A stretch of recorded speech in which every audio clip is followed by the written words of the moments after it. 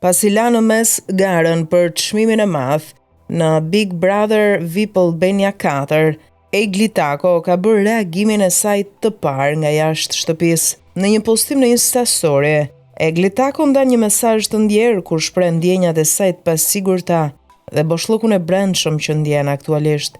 Egli pranon se nuk e di saktësisht si ndihet, por thekson se ka nevojë për ngrohtësinë e familjarëve dhe miqve të saj në këto momente të vështira.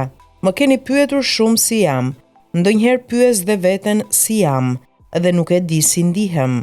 Unë vetëm e di që kam një boshllok brenda meje, dhe nëse shikoj brenda vetes, shoh ngjyrën e zbraztisë. Është diçka e çuditshme. Ndonjëherë shpëtoj veten dhe ndonjëherë nuk mundem. Thjesht e di që në këto momente kam nevojë të ndjej ngrohtësinë e përqafimeve nga familjarët dhe miqtë e mi. Thuhet në reagimin e Egli Takos. Dalja nga shtëpia e saj ngjalli shumë reagime në rrjet.